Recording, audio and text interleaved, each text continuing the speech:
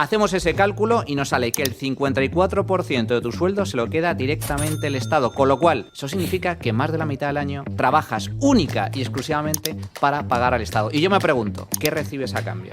Si estás en contra de la violencia, como la mayor parte de la gente de bien está, no puedes estar a favor de los impuestos. Y esto no es una cuestión de opinión. España aparece situado como uno de los países más anticapitalistas del mundo. ¿Sabes, Sergio, curiosamente, cuál es uno de los países más procapitalistas y pro libertad del mundo? Vietnam. No se dice subirte impuestos, se dice igualdad. No se dice hacer que trabajes medio año para el Estado. Se dice sostener lo público o solidaridad. No se dice castigar al que trabaja, se dice justicia fiscal. Hoy, cualquiera de nosotros, incluso una persona que gane poco dinero, un pobre de una sociedad, dentro de una sociedad rica, vive 1000 veces mejor que cualquier monarca absolutista del antiguo régimen. Pero esto mucha gente dirá, pero eso es por la tecnología. Sí, pero la tecnología la ha traído el capitalismo. La tecnología no nace de la nada. La mafia es lo que te ofrece es protección. ¿De qué? De ellos mismos. Te dicen, no, yo voy a cuidar de tu tienda. Tú solo me tienes que dar el 10% de lo que facturas y nadie te va a robar. Solo te voy a robar yo por el 10%. Gracias al capitalismo, no solo somos mucho más ricos que antes, sino que también somos mucho más iguales que antes. La desigualdad se ha reducido. ¿Qué tiene de malo el capitalismo, entonces? Esa pregunta es muy buena. ¿Qué tiene de malo? Todo tiene una cara y una cruz.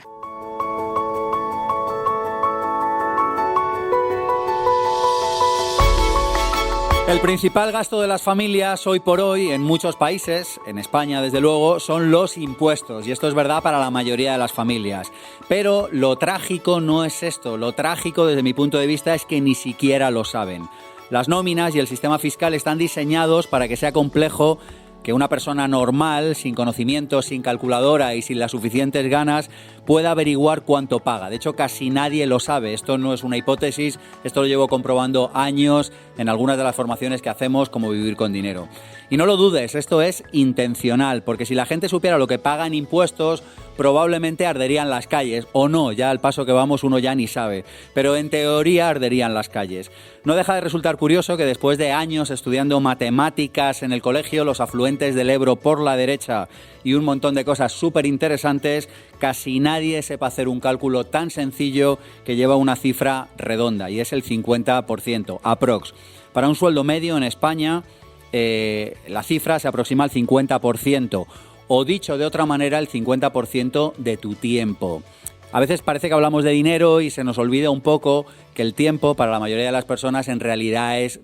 a veces hablamos de dinero y se nos olvida que el dinero para la mayoría de las personas en realidad es tiempo. En cualquier caso, cada persona tendrá su opinión y a mí me parece bien. Yo no estoy aquí para cambiar la opinión de nadie, estoy para poner los números encima de la mesa. En mi libro Libertad Financiera, 2019, plataforma editorial, hice un cálculo que no te voy a leer aquí ahora, pero que básicamente para una persona que gana 2.000 euros al mes paga el 44% de impuestos. Esto fue en el año 2019, hoy probablemente sea peor. Puedes buscar esta información, la encontrarás fácilmente en internet, o puedes hacer tú mismo las cuentas. Por esto, porque la presión fiscal, a mi juicio, se hace insostenible en España y en otros muchos países, hoy estamos aquí para hablar de las bases y de ideas que están sustentando y que están haciendo que esto sea posible.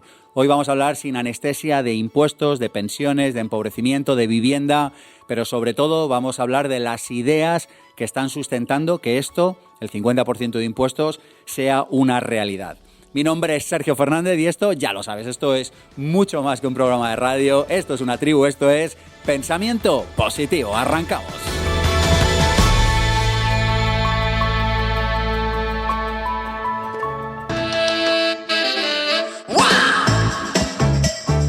Pensamiento Positivo, el programa de desarrollo personal y profesional. Sergio Fernández.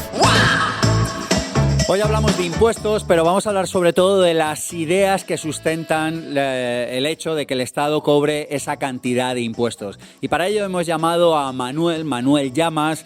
ha dado algunas sesiones en algunos de los programas de IPP, de Libertad Financiera Pro en concreto, explicando qué es el capitalismo, qué es el socialismo, qué es el liberalismo, explicando las ideas que hay detrás de las cosas que pasan en nuestra sociedad. Manuel, bienvenido a Pensamiento Positivo. Un auténtico placer, Sergio. Un honor estar contigo en este podcast, en tu canal, y un placer conocerte en persona. Nos conocíamos digitalmente, pero no personalmente. Así que, encantado. Un placer. Oye, ¿cómo es posible que hayamos llegado a esta situación en la que paguemos tantos impuestos y ni siquiera lo sepamos? ¿Qué ideas hay detrás de eso? Bueno, yo creo, para empezar, hay un gran engaño en el sentido de que, como bien has comentado en tu introducción, la gente, los españoles, no saben realmente cuántos impuestos pagan. Eso es así. Eso Yo es lo llevo así. comprobando años, pero digo, igual solo Totalmente. son mis alumnos. No, y no lo saben, y ahora si quieres entramos un poco en materia, pero no lo saben, y fíjate, la prueba de que no lo saben es que ahora que, todos los años, por desgracia, tenemos que hacer la declaración de la renta, ¿no? Y mucha gente se alegra De que cuando hace la declaración de la renta le devuelven dinero. Oye, si te devuelven dinero es que has pagado de más. Y esto implica que efectivamente la gente no sabe realmente cuántos impuestos paga. ¿Por qué? Porque Hacienda te roba tu dinero de antemano, sin que en muchos casos te des cuenta. Y la razón es muy sencilla. La gente solo atiende al dinero que le llega a su cuenta bancaria. Si eres un trabajador por cuenta ajena, lo normal es que tengas una nómina y tu empresa te ingrese vía transferencia bancaria a tu cuenta tu sueldo neto. Pero ahí hay que... eso es lo que cobras una vez que ya tu empresa, no tú personalmente, sino tu empresa hace la gestión por ti, ejerce de recaudador fiscal y paga mes a mes a Hacienda, lo correspondiente al impuesto sobre la renta y también a la seguridad social, tus cotizaciones sociales. Entonces no ves realmente cuál es tu sueldo real. Si la gente supera realmente cuál es su sueldo real, y su sueldo real, Sergio, es ni más ni menos lo que la empresa paga para contratarte. El coste total, porque a la empresa le da exactamente igual pagarte a ti el sueldo que pagárselo a Hacienda o a la Seguridad Social. Lo único que ve la empresa es cuánto le cuesta a la empresa contratarte. Pues bien, pero fíjate que ahí hay una manipulación del lenguaje, porque muchas personas dicen, bueno, esto lo paga la empresa. No, pues es tu sueldo. Claro, yo esto se lo he explicado a miles de personas, y es que no, que la empresa paga esa cantidad por ti en global y le da igual pagársela al Estado que pagársela a ti que a la tía Enriqueta. O sea, le da exactamente lo mismo. Y ese 30 y pico % de seguridad social la paga el trabajador. Efectivamente, lo paga el trabajador porque su sueldo real es el coste laboral total de la empresa. ¿Y cuál es, y lo has avanzado al principio, cuál es el coste del Estado? ¿Cuánto dinero nos quita el Estado? Pues aproximadamente el 50%. Para un sueldo medio. Es que esto hay que decirlo, porque muchas veces decimos, bueno, el 50% lo pagan los ricos. No. Estamos hablando de un trabajador medio. Nosotros en el Instituto Juan de Mariana elaboramos todos los años un informe que lleva por título El Impuestómetro, donde analizamos concretamente cuál es el coste fiscal en España para el trabajador medio. En el último ejercicio, año 2025, un trabajador medio en España, su sueldo real son 39.500 euros al año. Eso es lo que le cuesta. Incluyendo seguridad social. Todo, 39.500. Pues bien, el 54% se lo queda directamente el Estado con el pago de impuestos sobre la renta, cotizaciones sociales, las cotizaciones sociales que paga tanto el trabajador como el que paga, entre comillas, la empresa, el IVA, porque lógicamente luego del dinero disponible todo lo que consumas lleva IVA y por lo tanto un 20-21% se lo queda también el Estado, y el impuesto de bienes inmuebles. Hacemos ese cálculo y nos sale que el 54% de tu sueldo se lo queda directamente el Estado, con lo cual, una vez más, la importancia del tiempo. Eso significa que más de la mitad del año trabajas única y exclusivamente para pagar al Estado. Y yo me pregunto, ¿qué recibes a cambio? ¿Por qué? No, pero es que la pregunta es más profunda. La pregunta es que da igual, aunque lo recibieras todo. Total. La pregunta es, si yo como ser humano nazco libre, ¿por qué alguien me confisca mi tiempo? Es que aunque me lo dieran todo, o sea, tú imagínate que es el mejor trato del mundo, ¿no? Dicen, no, te le damos todo, la educación que usted quiera, la sanidad que usted quiera, le ponemos un chofer privado, le pagamos las gafas. Digo, bueno, genial. Digo, pero ¿y si no quiero? Exacto, es que no te dan ni siquiera la posibilidad de elegir. Es que el problema es un problema básico de no entender la libertad implícita con la que cualquier ser humano nace sobre el planeta Tierra. Totalmente. Además, sobre una falacia que es el denominado contrato social, que yo nunca lo he visto, Total. nadie lo ha visto y nadie lo ha firmado. Total. No hay ningún contrato. Hacienda te dice o pagas o pagas. Es Bueno, decir, o pagas o ejerzo violencia sobre ti. Totalmente, con el monopolio del ejercicio de la violencia. Por lo tanto, ese es el gran engaño. El gran engaño es ese. De hecho, este es un tema muy curioso, porque cuando tú le preguntas a las personas si están a favor o en contra de la violencia, la mayor parte de las personas se declaran en contra de la violencia. Pero cuando les preguntas si están a favor o en contra de los impuestos, la mayor parte de las personas se declaran a favor de los impuestos. Sí. Y ambas cosas no pueden ser a la vez. Porque si hay un impuesto y no lo pagas, el Estado ejerce violencia contra ti. Entonces yo no sé lo que tiene que pensar cada persona. Lo que digo es que si estás en contra de la violencia, como la mayor parte de la gente de bien está, no puedes estar a favor de los impuestos. Y esto no es una cuestión de opinión. Esto igual alguien le tiene que dar al stop ahora y darse un paseo y reflexionarlo. Porque si estás a favor de los impuestos, estás a favor de que el Estado ejerza violencia para quedarse con tu dinero. Totalmente. De hecho, no por casualidad los impuestos se llaman impuestos. Si fueran voluntarios, se llamarían voluntarios. Impuestos es obligatorio. Y además lo esconden, una vez más, bajo otro gran engaño, que es la solidaridad. ¿Pero cómo que la solidaridad? La solidaridad es voluntaria. Es voluntaria, total. Esto no tiene nada que ver con la solidaridad. Esto es una imposición por ley mediante ese ejercicio de la violencia. Y está sustentado sobre ese gran engaño. Como bien has comentado, mucha gente está a favor de los impuestos porque equivocadamente, es uno de los grandes pecados capitales, ¿no? La envidia. Piensa que los impuestos lo pagan otros, que los impuestos los pagas tú. El 54% de lo que ganas se va directamente al pago de impuestos. Cambiaría por completo la mentalidad de la gente, y yo es una de las cosas que siempre he propuesto y nunca me cansaré de proponerlo, el hecho de que cada uno sea responsable realmente de pagar sus impuestos sin intermediarios. Que la empresa no pague por ti, que lo pagues tú y que además recibas todo tu sueldo mensual, que ronda los 4.000 euros al mes, en lugar de que solo te lleguen 2.000 euros a la cuenta. Los 4.000 los cobras tú. Todo, 100%. Total. Y luego, una vez al año, te viene Hacienda y te dice, oiga, usted me debe 20 y pico mil euros a pagar. La gente al menos sabría cuál es la dimensión del robo, del atraco a mano armada que sufrimos en España.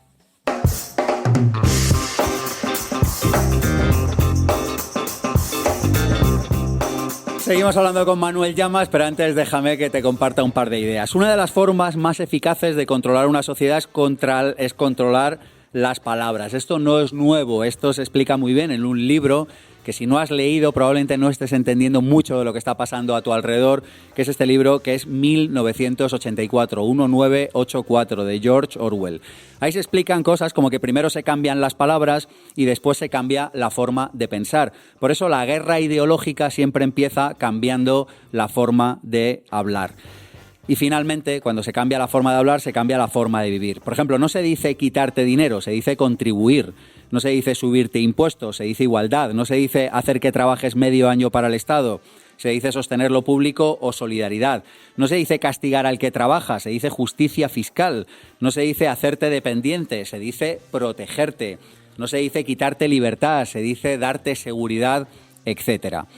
Así que, ¿quién va a estar en contra de contribuir? ¿Quién va a estar en contra de la igualdad? ¿Quién va a estar en contra de proteger? ¿Quién va a estar en contra de la justicia? Probablemente nadie. Pero el problema es que los números no salen. Porque aunque lo llamen como lo llamen, lo pueden llamar contribución, armonización, solidaridad, justicia, el resultado es el mismo. Cada mes sale una cantidad enorme de dinero de tu vida y cada año sale una cantidad enorme de tiempo de tu vida, tiempo que no estás con tu gato, con tu hijo, con tu abuelo, con quien decidas. Y hasta que no seamos conscientes plenamente de esto, no podremos tomar verdaderas decisiones desde la libertad.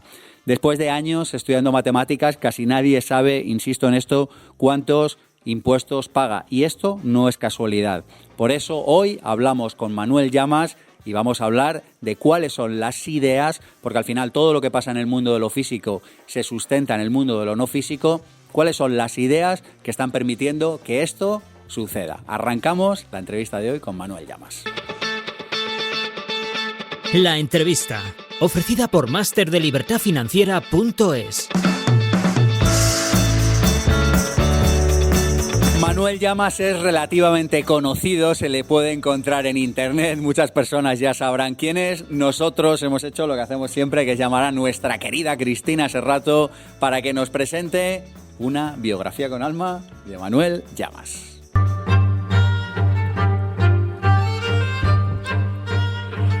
Manuel Llamas es un reconocido periodista, analista económico y escritor, director del Instituto Juan de Marina y ex viceconsejero de Economía de la Comunidad de Madrid. Su carrera ha estado ligada a la política, un ámbito que despertó su interés desde niño. Le fascinó descubrir que detrás de cada cifra hay personas, detrás de cada crisis una historia y detrás de cada estructura emociones, ambiciones y contradicciones profundamente humanas. Su biografía alberga recuerdos sencillos y vínculos auténticos. Creció rodeado de afecto, tribu y de esa sensación de pertenencia que da raíces y deja huella. Recuerda una infancia feliz jugando en las aceras con los amigos del colegio, la playa, los veranos en Galicia con sus primos, el jardín de la casa de la abuela, los fines de semana en la sierra con sus tías y una vida construida alrededor de la familia. La figura de sus abuelos y sus padres ocupan un lugar muy especial en su historia emocional. De Mercedes aprendió autoridad y fortaleza. De Lola, el valor de la familia y la importancia de sentirse querido. Aún recuerda las cenas en Madrid, el olor de la colonia Álvarez Gómez en su pelo o el cariño silencioso de quien ama cuidando. Su padre le enseñó el arte de relacionarse con los demás, la cercanía social y el valor de las conversaciones compartidas entre tapeos y confidencias. De su madre recibió algo todavía más profundo, un amor incondicional y la sensación de tener siempre a alguien que escucha, sostiene y acompaña. Trabajador, reflexivo, tímido aunque no lo parezca, responsable y honrado, intenta ser bueno y justo con los demás. Cala a la gente a la primera. Es muy de ir a su aire. Necesita pensar por sí mismo y llegar a sus propias conclusiones para sentirse libre. Le gustaría ser ministro. Piensa más de lo que dice. Es nocturno y tiende a acostarse tarde y le cuesta madrugar. Ama los libros, el cine, la música, las conversaciones inteligentes, las vacaciones al sol y las tapas en general. Es muy de encurtidos y boquerones en vinagre. Le nutren los momentos de disfrute con la familia y los amigos, la tranquilidad mental, el descanso merecido, la satisfacción del trabajo bien hecho y le emociona recordar el día de su boda o los pequeños instantes donde la vida deja de correr y simplemente se siente. Cree en el instinto en que equivocarse es inevitable, pero que reconocer los errores y corregirlos cuanto antes marca la diferencia. En hacer bien las cosas, rodearse de buena gente y convertir el trabajo en una pasión para que el esfuerzo tenga sentido. Y es que, detrás del brillante profesional, sobresale una persona repleta de humanidad y dignidad que ha entendido algo profundo. Una vida valiosa no se mide por lo que uno consigue, sino por cómo trata, mientras lo logra, a los demás. Qué bonito, muchas gracias, Cristina. Me has emocionado. Gracias. Gracias, Cristina. Cristina y sus biografías con alma emocionan. Es maravilloso, nunca me habían hecho un perfil así. Bueno, vamos al lío. ¿Cómo hemos llegado hasta esta situación? Bueno, ¿en España te refieres? Bueno, España, pero en Europa no es muy diferente. No, no es muy diferente. Bueno, yo creo que hemos llegado a esta situación por una mentalidad equivocada que se nos ha ido inculcando de forma errónea pero machacona durante muchísimo tiempo. En España, por desgracia, predomina la mentalidad del Estado paternal. El Estado como protector, es el Estado el que provee y además te protege. Y ha calado mucho esa mentalidad en la gente, en muchos españoles, que han sido también bombardeados por todos los medios, a nivel académico, a nivel educativo, a nivel mediático y a nivel político, sobre esa mentalidad. De hecho, cuando se hacen encuestas a nivel internacional, España aparece situado como uno de los países más anticapitalistas del mundo. ¿Sabes, Sergio, curiosamente, cuál es uno de los países más procapitalistas y prolibertad del mundo? Vietnam. Los vietnamitas aman el mercado porque han estado en el infierno, han sufrido el infierno comunista durante muchísimos años. Vietnam, Camboya, este tipo de países. Se está viendo algo parecido en Europa, en los países de Europa del Este, donde Los países bálticos, por ejemplo, reaccionaron de forma muy diferente a la anterior crisis económica y financiera del año 2008-2010. Mientras nosotros odiábamos la austeridad, ellos abrazaban la austeridad, cuadrar las cuentas públicas, ahorro, esfuerzo, trabajo, más libertad económica en lugar de más intervencionismo. Y nosotros hemos ido por la vía opuesta. Por lo tanto, ¿cuál es el problema? ¿Quién gana con esto? O sea, ¿por qué en Europa hay esta tendencia buenista? O sea, dicho esto, yo creo que algo de Estado es razonable que haya, ¿eh? O sea, yo no me opongo frontalmente a que haya algo de Estado, pero sí que veo que hay como un discurso buenista y yo me pregunto, ¿quién gana? O sea, ¿por qué hay como ese rodillo ideológico en el que hay cosas que parece que no puedes decir o siquiera pensar? Ganan fundamentalmente los que se benefician del Estado, los burócratas y sus amigos, las estructuras burocráticas. Y redes amigas, clientelares. Claro, es lo que se llama capitalismo de amiguetes, ¿no? Que no es capitalismo real, es un término equívoco. El capitalismo no tiene amigos. En el capitalismo, en el mercado, las empresas se dedican a servir de la mejor forma posible al resto de la gente, al mercado, porque el mercado somos todos, somos tú, yo y el resto de los que nos acompañan, y por lo tanto tú ganas dinero en función de que sirvas muy bien a los demás. En eso consiste el mercado. Claro, pero el capitalismo de amiguetes, eso desaparece, porque te doy una subvención, claro, porque te doy un contrato, si estás próximo al poder o tienes un monopolio con barreras de entrada en donde no te permiten competir. En el mercado los monopolios, no existe un monopolio de mercado. Cuando una empresa alcanza una posición dominante, pero cualquier otra empresa puede competir en igualdad de condiciones porque no hay una regulación que se lo impida, eso significa que hace extraordinariamente bien su trabajo y por eso nadie puede competir con esa empresa. Pero eso no impide que alguien pueda irrumpir en su mercado y sacarle de esa posición dominante. No, los únicos monopolios que existen son los monopolios estatales, donde el Estado te prohíbe el poder operar y concede una concesión, ya sea una empresa pública o una empresa privada. ¿Quién se beneficia, Sergio? Los políticos, los burócratas. Burócratas, personas que viven del Estado. Que viven del Estado y luego gente que también recibe subvenciones, pagas, ayudas sin necesidad de trabajar, lo cual a mí me parece una absoluta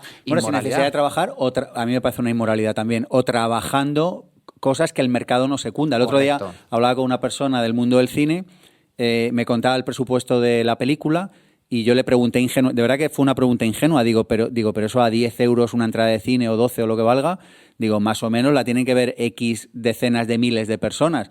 Digo, ¿tu peli la va a ver esa gente? Me dice, se ríe, dice, no, que la va a ver esa gente. Digo, pero entonces, bueno, pues son subvenciones. Digo, pero, hay un señor que se levanta a las 5 de la mañana para ir a una panadería, para pagar impuestos, para que tú juegues a hacer películas. Correcto, así es. A mí, sinceramente, o sea, que luego la peli podrá ser buena o mala, yo en eso ni entro, pero digo, es que lo que hablábamos antes, digo, es que la idea de base me parece errónea. Totalmente. Digo, pero ¿y por qué no le damos ese dinero al panadero que se lo ha ganado levantando, o al taxista, ¿sabes? O al señor que trabaja de 8 a 3, da igual.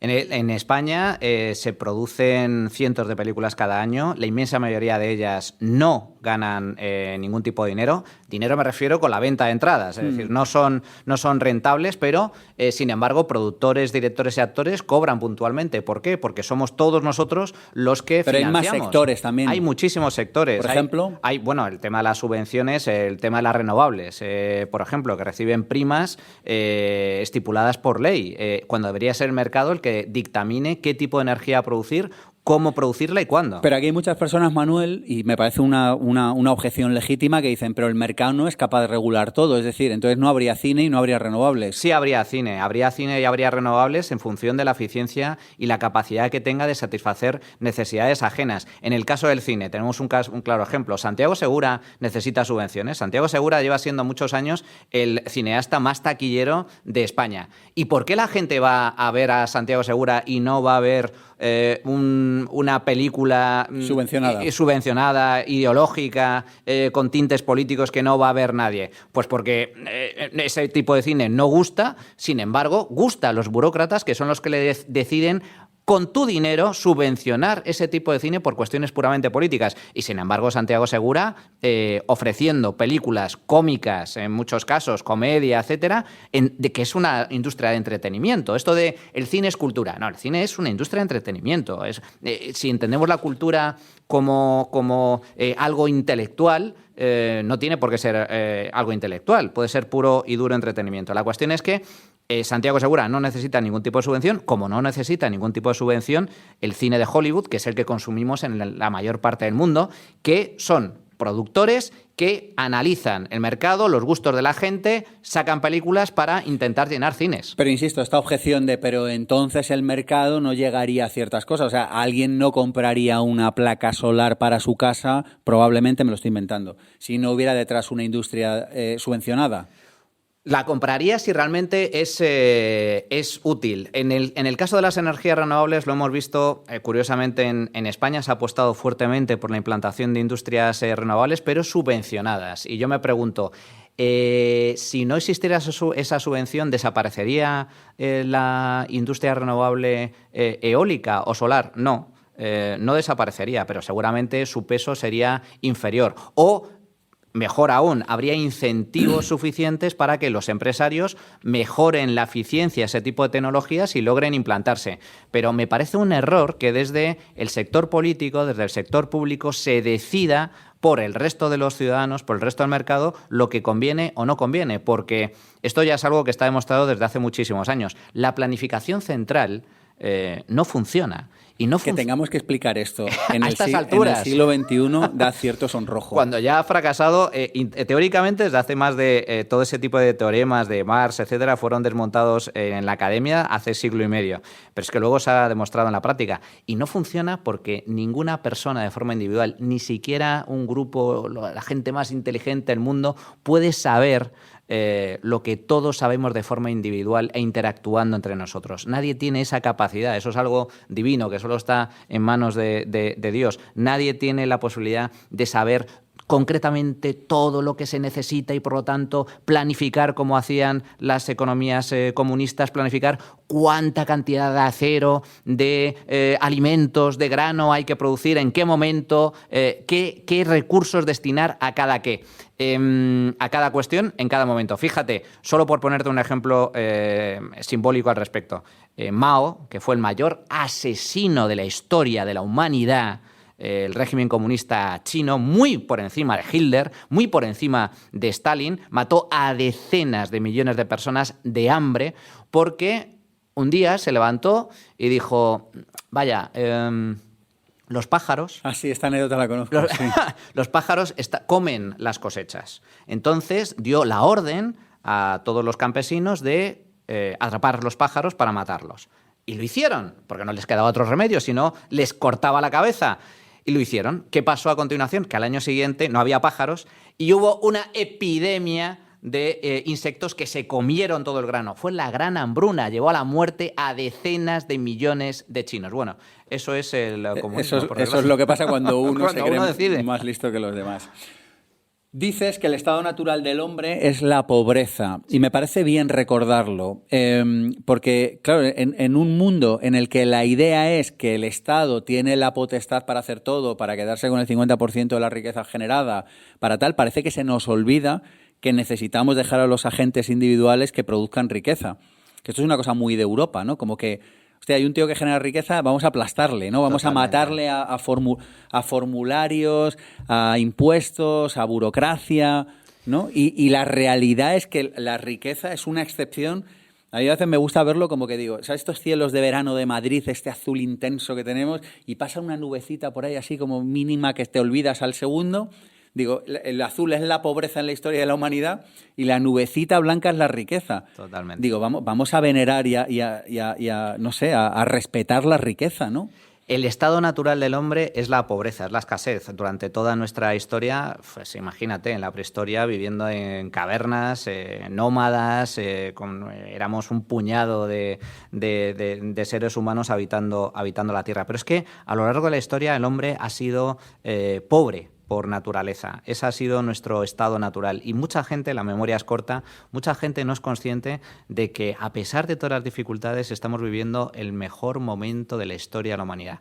Y solo hay que ver los datos. Para empezar, en primer lugar, nunca hemos sido tantos sobre la faz de la Tierra, cerca de 9.000 millones de personas. En segundo lugar, nunca hemos vivido tantos años. La esperanza de vida en España, por ejemplo, es la segunda mayor esperanza de vida del mundo después de Japón, supera ampliamente los 83, 84 años. De hecho, ya hay estudios que avanzan que ya ha nacido el ser humano que superará los 120 años de vida con facilidad, etcétera. Por lo tanto, somos más que nunca, vivimos muchos más años, vivimos más años que nunca, y en tercer lugar, nunca hemos vivido mejor que ahora.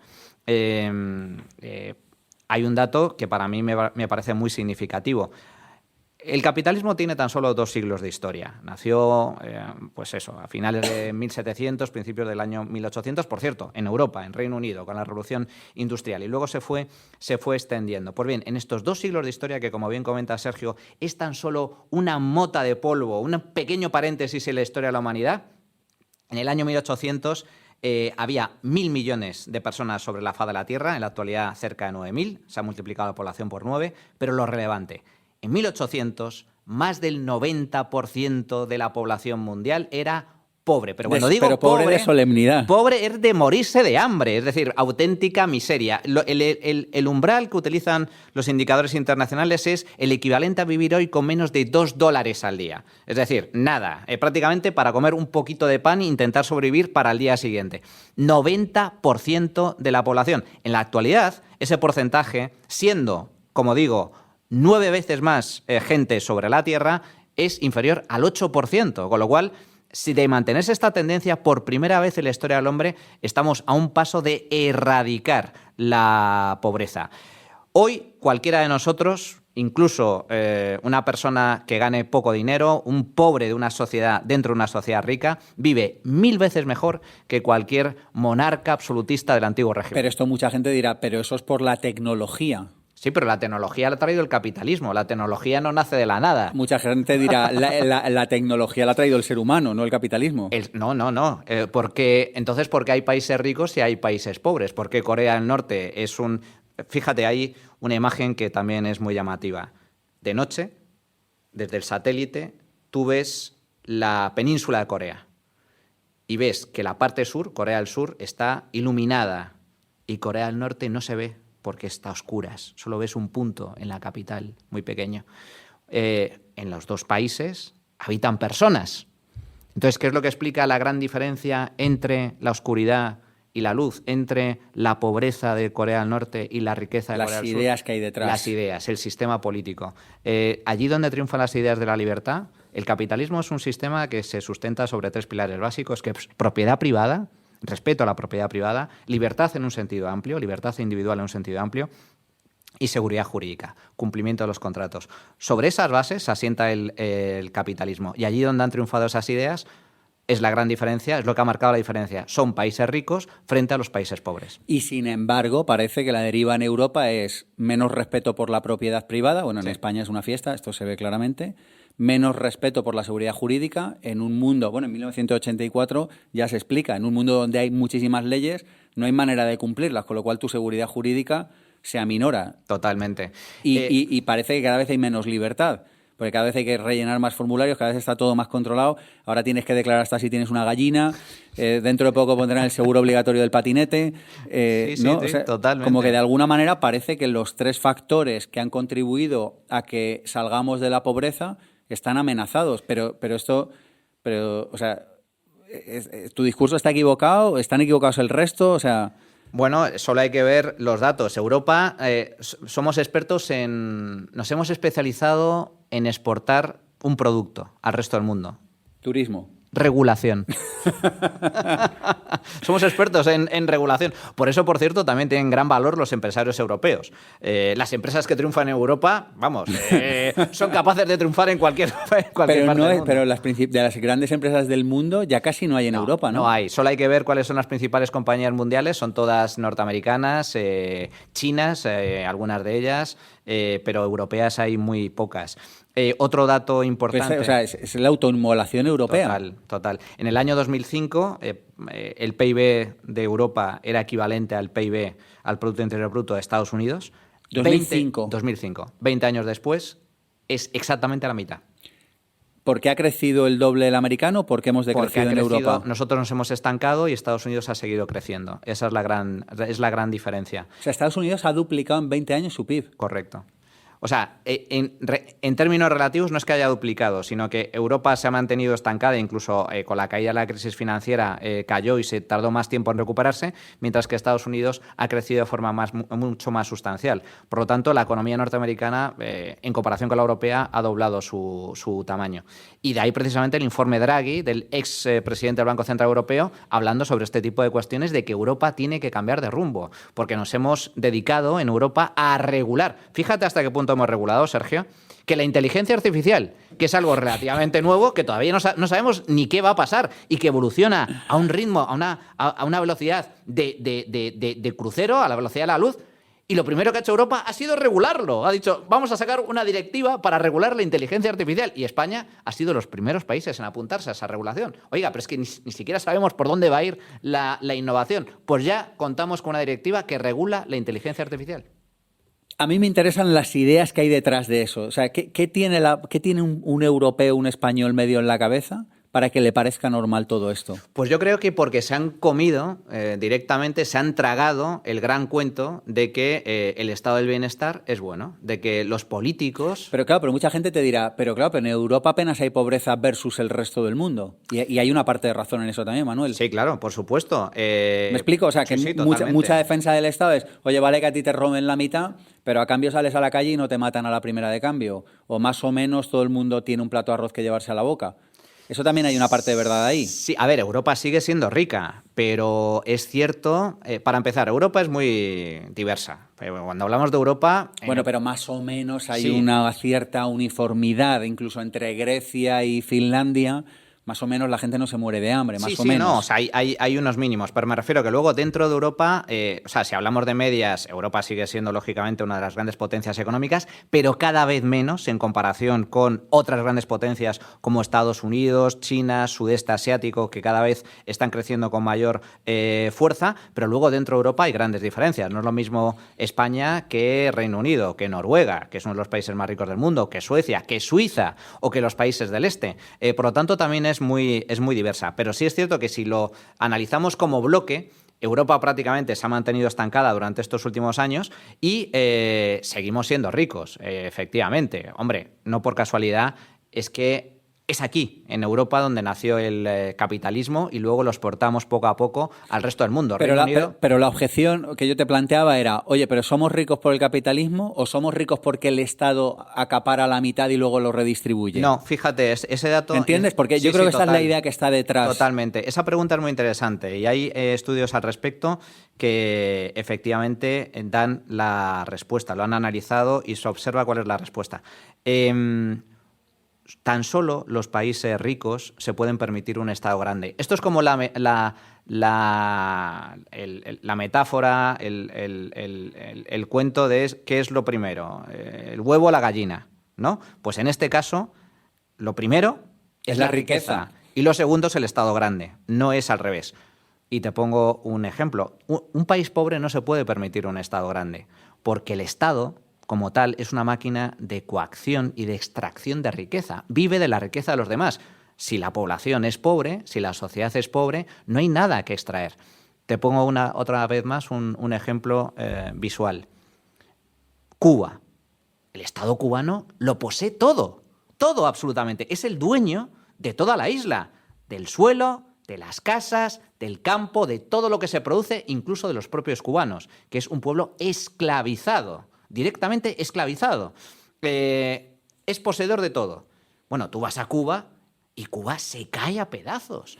Y no solo se cae a pedazos, sino que ahora que hay amenaza de que Estados Unidos puede intervenir, el régimen cubano, en un intento de propaganda, está haciendo operaciones de entrenamiento con su ejército. Entonces hay unas imágenes que todo el mundo puede ver en YouTube, donde, para demostrar su fortaleza, hacen un entrenamiento con artillería aérea, para que vean los norteamericanos que podemos derribar a sus cazas y a sus drones. Bueno, el cañón lo llevaban con bueyes.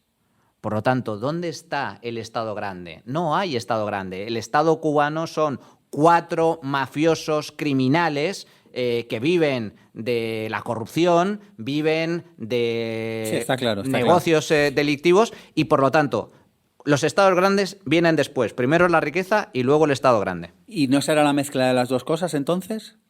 No, porque hay... Es decir, si solo hubiera riqueza y no se redistribuyera nada, igual habría más pobreza. No, porque al mismo tiempo que el Estado grande solo es posible si la sociedad es rica, primero es la riqueza y después el Estado grande, hay muchos casos en donde hay muchos países ricos donde el Estado es mínimo. Vale, Es muy por pequeño. ejemplo. Pues mira, te pongo Suiza, es un ejemplo. Es un estado pequeño. Es un estado relativamente pequeño. Nosotros tenemos, el Estado en España pesa el 46% del Producto Interior Bruto y en Suiza es muy inferior, ronda el 30%. Los países del este de Europa tienen también un Estado relativamente pequeño en comparación con la media europea, pero hay otros casos más significativos. Andorra, Liechtenstein, Dubái. Pero quizás son las Mónaco. excepciones que confirman la regla, ¿no? Porque todos estos, en cierto modo, viven de industrias financieras donde una sola persona puede generar mucha riqueza con su trabajo, ¿no? No, son países donde hay industrias muy potentes. En Suiza no solo industria financiera, es industria también farmacéutica, tienen industria de servicios muy desarrollado. Son economías tremendamente ricas. O, por ejemplo, el caso de Irlanda, que también es un estado... es un caso que a mí me llama la atención porque Irlanda era uno de los países más pobres de Europa hace tan solo 40 años y ahora la renta per cápita de Irlanda más que duplica la renta per cápita española. ¿Qué es lo que ha pasado? ¿Por qué Irlanda ha crecido tanto? Bueno, pues porque ha apostado, tampoco de forma masiva, pero ha apostado por más libertad económica e impuestos más bajos, especialmente en materia de impuestos sociales, lo cual ha traído grandes compañías y eso ha permitido que crezca mucho más que otros países europeos. Por lo tanto, hay muchos ejemplos de estados relativamente pequeños donde pesa poco el gasto público sobre el Producto Interior Bruto y donde hay una gran libertad económica. Singapur, tigre asiático, es otro gran ejemplo. Singapur es el país más rico del planeta. Apostaron por la educación allí, ¿no? Han apostado por la educación, pero la clave del éxito de Singapur radica en que era un país tercermundista que vivía del arroz prácticamente hace más de 60 años y apostó por un modelo de libre mercado muy sustancial, muy potente, de libertad económica muy amplia. Y se ha convertido en uno de los países más ricos del mundo en tan solo muy pocas décadas. Sigamos con las ideas que hay detrás. Arrancas tu libro con Ahorro, capitalismo y trabajo duro, Miguel Anxo Bastos, a quien citas. Mi maestro, sí. Y le mencionas bien al principio del libro. Claro, es que hablar de ahorro, capitalismo y trabajo duro igual es poco sexy, ¿no? O sea, porque... Quiero decir, si yo tengo que convencer que me voten no sé cuántos millones de seres humanos y les digo, mira, lo que os voy a prometer es ahorro, es decir, diferir consumo de ahora al futuro. Os voy a proponer capitalismo, es decir, que el mejor en cualquier trabajo es el que gana y el peor no gana. Y os voy a prometer trabajo duro. La verdad que suena poco sexy, ¿no? Esta es uno de los grandes problemas. Que O sea, hay que ser muy listo, claro, o ser capaz de contarte mucha verdad para ser capaz de decir, pues suena sensato, porque, por cierto, esto es lo que es, dicho Esto sea, es tal cual. Es tal cual. Pero bueno, claro, que es como poco sexy, ¿no? Es poco vendible. Es poco vendible, Es poco total. vendible, sí. Es como, ¿quién me compra Estado protector y quién me compra ahorro, capitalismo y trabajo duro? Fíjate, vosotros que tenéis muchas formaciones muy buenas en materia de emprendimiento y en materia también de mentalidad, es muy curioso cómo funciona la mente humana, porque, a ver, esto es una disyuntiva. El ser humano lo que busca, básicamente, por una cuestión de supervivencia, es protección, busca seguridad. Entonces, hay muchos espabilados, muchos políticos, burócratas e intelectuales tremendamente equivocados, pero muy listos, que explotan esa debilidad del ser humano. Y dicen, tú quieres seguridad. Tú quieres protección. Yo te la doy. Yo te la doy. Dame todo lo que tengas y yo te protejo. Que es un poco, curiosamente, es un poco la forma de actuar de la mafia. Cuando la mafia se instala en un determinado sitio, la mafia siciliana o la mafia en Estados Unidos, la mafia lo que te ofrece es protección. ¿De qué? De ellos mismos. Te dicen, no, yo voy a cuidar de tu tienda. Tú solo me tienes que dar el 10% de lo que facturas y nadie te va a robar. Solo te voy a robar yo por el 10%. Bueno, te ofrece protección, una falsa protección.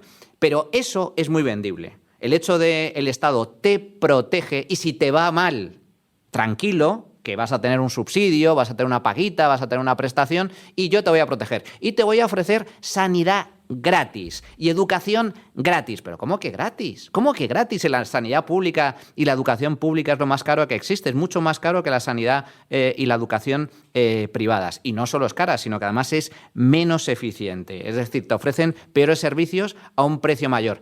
Y desde luego, la gran mentira, no es gratis, Sergio. Lo pagamos con impuestos. Por lo tanto, se sustenta en el engaño. Y las ideas de la libertad, que son las correctas, son más difíciles de vender porque son contraintuitivas. Es decir, no, yo garantizo tu libertad. No, tú vas a ser libre. Pero, ¿cuál es el problema? Lo que está metido en nuestra mente y que es algo que no se puede erradicar, la incertidumbre. Entonces la gente es temerosa y tiende, ante ese dilema, a decantarse por la protección en lugar de por la libertad, porque la incertidumbre es un factor permanente. Pero, y esto es lo importante, en las sociedades, ¿por qué digo que es contraintuitivo? Porque la mayor protección que puedes tener es en las sociedades libres. Las sociedades libres son las que generan riqueza y no hay mayor protección y mayor libertad que ser rico o ser financieramente independiente. Y en las sociedades libres hay más oportunidades. Por lo tanto, si te va mal, vas a tener muchos más recursos, muchos más opciones para recuperarte y para no morirte de hambre. Te pongo otro ejemplo. Hablemos de pobreza. En España hay pobreza, ¿verdad? También la hay en Estados Unidos y también la hay en Suiza. ¿Pero por qué? Porque la pobreza es un concepto que se mide en términos relativos. Los pobres de España son calificados como pobres porque se comparan con la renta media del país. Pero claro, compárate un pobre español con un pobre norteamericano. ¿Sabes cómo Estados Unidos mide la pobreza relativa en su país? Una persona, una familia pobre, calificada como pobre por los estándares norteamericanos, es una familia que tiene una casa unifamiliar con 3 habitaciones, 2 coches en el garaje y televisión por cable. Y cobra menos de $2.500, $3.000 al mes. Es decir, que medidos por los estándares norteamericanos, el 80% de los españoles somos pobres. Por lo tanto, ¿qué te da más seguridad? ¿Ser pobre, entre comillas, en un país rico, donde se respete la libertad, o ser pobre en un país pobre donde no se respete? Porque claro, ¿por qué entonces los flujos migratorios, casualmente, todos, a lo largo de la historia de estos 2 últimos siglos, van de países donde no existe libertad, donde no existe capitalismo, a países capitalistas? Estados Unidos es el diablo, es el mal. Bueno, pero eso absoluto. se está revirtiendo. Hay gente que está yendo ahora a sitios donde no hay tanta libertad, ¿no? ¿Como por ejemplo? Dubái, el sudeste asiático. Bueno, no hay libertad política, pero sí hay libertad económica. Singapur, por ejemplo, es un modelo político autoritario, no está calificado como una democracia. O sea, tú dices libertad económica. Libertad económica. Yo me refiero a libertad económica. Pero, sin embargo, tú puedes entrar libremente en Singapur, puedes salir libremente, puedes emprender. Nadie va a tocar tu dinero. Jim Rogers, un famoso inversor en materias primas, dice que el sitio más seguro del planeta es una taquilla en el aeropuerto internacional de Singapur.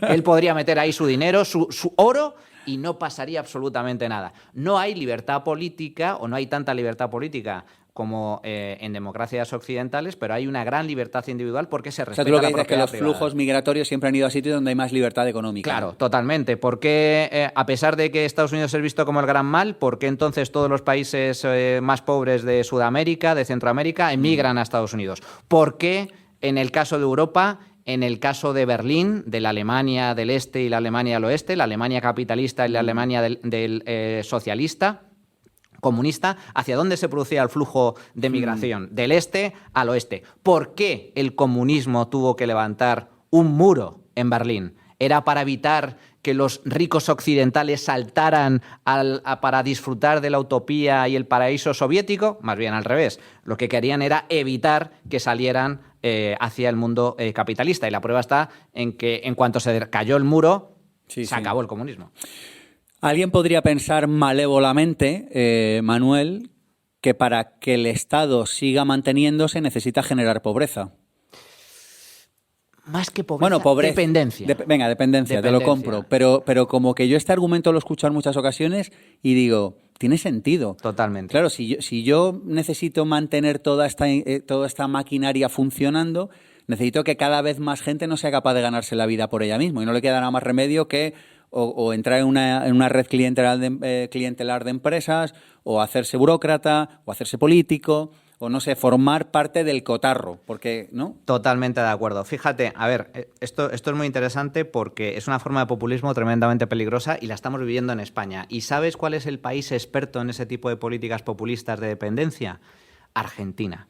Argentina, De hecho, a mí España a veces me recuerda como que parece que se va argentinizando un poco, ¿no? Totalmente, ¿no? En los últimos años. Yo creo que nos estamos argentinizando de forma muy peligrosa y muy rápida y de forma muy intensa. Argentina es el gran ejemplo de red clientelar desde el Estado, porque en Argentina es una democracia, allí se puede votar libremente.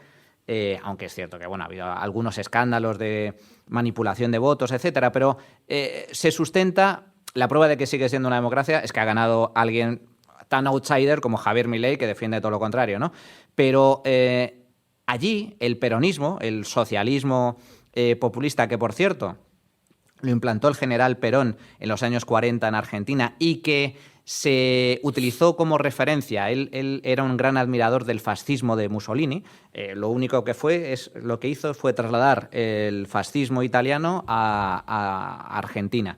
Y allí instauró el justicialismo. Su partido se llamaba el Partido de la Justicia Social. ¿Y en qué consistía? Pues básicamente fuerte intervencionismo, fuerte control del Estado sobre la economía, impuestos altos y la clave: gasto público muy elevado mediante el reparto de paguitas, de pequeñas migajas para que la gente dependiera del Estado y de esa forma tener voto cautivo a través de una gran red clientelar. Y ahora estamos registrando algo parecido en España con la extensión de pagas, subsidios, el ingreso mínimo vital, que ante el riesgo de que la persona que recibe esa paga haya otro gobierno que se lo quite, dice, no, pues yo voto para que me la mantengan. A pesar de que eso lo único que te garantiza no solo es vivir dependiente, que ya es triste, sino vivir en una situación de absoluta precariedad. Porque, evidentemente, si cobras la paguita, pues la paguita y un poco más. Es cierto que luego puedes hacer economía sumergida, ¿no? Y trabajar aparte. Pero bueno, te impide prosperar. Es ciertamente triste. Pero es cierto que hay muchos populistas que lo utilizan. Y se basa en eso, el clientelismo y el voto cautivo. La compra de votos. Tú dices que el capitalismo, citas en tu libro, es ahorro, trabajo, libertad, que hemos hablado, que también hace falta mercado, seguridad jurídica y un Estado limitado. Correcto. Y que si se dan esas 6 condiciones, entonces se produce un fenómeno que es que las personas son más ricas. Totalmente. Así donde se ha implantado este modelo son países que han... Pero en realidad pocos países hay que defiendan estos 6 principios de manera total. De manera total hay pocos, pero hay muchos que lo defienden de forma mucho más intensa que otros, y eso es lo que marca la diferencia. ¿Qué es lo que marca? O sea, por ejemplo, en los países de Europa del Este, en los países del norte de Europa, que son países donde el Estado es relativamente grande. Tiene un peso grande. Gasto público elevado, impuestos elevados a partir de rentas altas, cuidado, que aquí, es decir, el tipo marginal del impuesto sobre la renta que aplican países como Suecia, Noruega, etcétera, se aplican a partir de 300 o 350.000 euros al año. Aquí se aplican a partir de 60.000. Pero dicho eso, sí, allí el gasto público es elevado, pero, sin embargo, ¿cuál es la clave? Que en los indicadores internacionales aparecen como algunas de las economías más libres del planeta. Es decir, hay una gran libertad económica, hay menos regulación, de hecho los servicios públicos están externalizados. Esta es otra de los grandes engaños que sufrimos en España. Explica esto, me parece un temazo. Educación y sanidad, el Estado no lo provee. Se encargan compañías privadas de facilitar educación y facilitar sanidad, de forma que el ciudadano es libre a la hora de escoger qué tipo de seguro sanitario escoger o contratar y qué tipo de colegio o universidad. O sea, es como si yo tuviera bueno, que de hecho lo tengo, pero bueno, como si yo digo, oye, que quiero llevar a mi hijo a este colegio. El Estado me da un cheque y yo solo pago al colegio. Y si mañana el colegio no funciona bien, cierra. Me cambio a otro colegio, Correcto. me siguen dando el cheque y yo se lo doy A mí esta idea me parece muy buena. Muy buena, porque permite, para empezar, está más que demostrado que las empresas ofrecen mejores servicios a mejor precio, son mucho más eficientes que el Estado. ¿Por qué? Una vez más, la importancia de los incentivos, porque el sector público no funciona como el sector privado. Una vez más, ¿cuál es el fundamento? El sector privado, para funcionar, necesita dar un buen servicio y satisfacer necesidades de la mejor forma posible. El Estado no, porque el Estado no vive de lo que tú le pagas voluntariamente, sino de lo que te roba. Por lo tanto, tiene garantizado el presupuesto. Por lo tanto, no tiene por qué ofrecer un buen servicio. Otro incentivo perverso. Los trabajadores públicos, si son funcionarios y hacen un mal trabajo, un mal desempeño, da igual. Sí, da exactamente igual. Nadie los puede echar. Por lo tanto, el incentivo perverso a que trabajen menos, que rindan menos, que cojan más bajas, etcétera, o que cobren sueldos más altos, teniendo una productividad mucho más baja, también está implantado. Otro incentivo perverso. En el sector público, como funciona a través de la coacción, a través del cobro de impuestos, digamos que el reparto de dinero se hace mediante presupuestos. Otro incentivo perverso es que aquellas entidades públicas, organismos, ministerios, etcétera, que no consuman su presupuesto, se les retira. El año que viene se le puede retirar. Por lo tanto, ¿cuál es el incentivo de los gestores? Gastar en lo que sea, pero hay que gastar. Y cuanto más gastemos, mejor. Entonces, hay una serie de incentivos muy perversos que en el sector privado no sucede. Por eso, el mejor modelo es, oiga, muy bien, demos por bueno, aceptemos pulpo como animal de compañía y vayamos a un sistema, porque así lo quiere la mayoría de la población, en donde educación y sanidad estén garantizadas. Vale. Que a mí no me parece ni tan mala idea siempre y cuando a mí me dejen elegir. Claro, pero ¿por qué no nos dejan elegir? ¿Por qué los españoles estamos obligados por ley a financiar una sanidad pública que no funciona? Y es más, con doble pago, porque financiamos la sanidad pública y como no funciona, tenemos que pagarnos un seguro privado. Oiga, déjeme escoger si sanidad pública o sanidad privada. Por cierto, esto lo pueden hacer los funcionarios. ¿Por qué no lo podemos hacer el resto de españoles? ¿Por qué a nosotros no se nos ofrece la posibilidad, como a los funcionarios, de escoger si mutualidad privada o seguridad social o sanidad pública? Déjeme también escoger educación, el modelo educativo. Pero incluso me puedes decir, bueno, es que la estructura estatal ya está constituida. Pues que compitan libremente. Tú puedes escoger un colegio público y pagas tus tasas. Exactamente igual. ¿Que no funciona? Pues que cierre. ¿Que funciona? Pues mejor, estupendo, pero compitamos libremente. Lo que a mí me parece mal es que nos obliguen a financiar servicios de forma coactiva sin capacidad para poder escoger. Este modelo que existe en España no existe en otros muchos países, donde, como bien has comentado, Sergio, en caso de que no tengas recursos, de que no te alcance la renta, el Estado te da un cheque. Te da un cheque y solo lo puedes gastar en sanidad o en educación, cheque sanitario o cheque educativo. Pero tú libremente escoges el seguro o el colegio.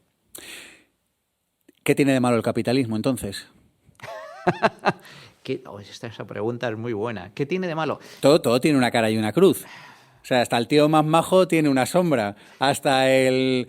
Oiga, me encanta este coche, pero gasta mucho. O el seguro es caro. O sea, todo tiene una cara y todo tiene una cruz. Esto es así en la vida, vamos, yo lo tengo clarísimo. Muy buena pregunta. Pues fíjate, a ver, si fuera socialista te podría dar una larga lista. No, pero reales, o sea, que tú los veas. A ver, yo creo... El capitalismo, si te pudiera poner una pega, te diría que el problema es que puede morir de éxito. En el sentido de que cuando una sociedad se convierte en rica, tiende a acomodarse. Y cuando tienes a acomodarte, existe el riesgo de dar por hecho que ya se ha ganado, que ya está todo conseguido. Es un poco el fin de la historia, ¿no? Uh-huh. de Fukuyama, cuando cayó la Unión Soviética, cuando cayó el comunismo, muchos historiadores, economistas dijeron, bueno, ya está, ha fracasado. Entonces, el futuro ya va a permanecer igual.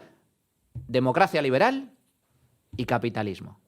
No. Pero la experiencia demuestra que no es así. La experiencia muestra que no es así. Entonces, el enemigo de la libertad siempre está reinventándose. Y lo que... Pero eso no es el problema del capitalismo, Sí. o sea... No, me refiero al problema del capitalismo en el sentido de que cuando una sociedad se acomoda, tiende a bajar la guardia y a perder... Pero fíjate que pasa igual en pequeña escala, ¿no? De repente alguien conquista un mercado con su empresa y se puede acomodar. Exacto. Pues llevado al ámbito de la empresa, creo que puede ser eso. Cuando una empresa triunfa, dice, bueno, ya está, ya he conseguido mis objetivos, pero como bien sabes, en el mundo de la empresa, las empresas nacen, crecen y mueren. Pues las economías ricas, los países ricos también. La riqueza no es algo dado que cae del cielo como el maná, sino que la riqueza se crea y la riqueza se destruye. Por lo tanto, ¿cuál es el problema del capitalismo? Pues que en esa generación de riqueza, cuando se alcanza un determinado nivel de bienestar, la gente... la sociedad tiende a acomodarse y a pensar que siempre va a ser así y que ya somos ricos y siempre seremos ricos. ¿Y esto que siempre le achacan de la desigualdad? Pero es que la desigualdad no es mala. No, a mí no me desagrada la desigualdad, pero es verdad que la pobreza sí. Claro, pero los enemigos de la libertad nos venden la desigualdad como algo malo. Yo no tengo nada en contra de la desigualdad. Sí. De hecho, es que me parece que, o sea, es que desde un punto de vista espiritual, Total. es innegable que hay desigualdad y está bien que la haya, porque hay alguien que decide levantarse a cultivar su huerta usando el libre albedrío y hay alguien que usando su libre albedrío prefiere no cultivar la huerta y está en su perfecto derecho. O sea, a mí que haya desigualdad no me preocupa. Lo que sí me preocupa es que haya personas que no tengan para comer o... Claro, pero es cierto que desde... Pero bueno, como siempre se le achaca al capitalismo que genera desigualdad... Pero no...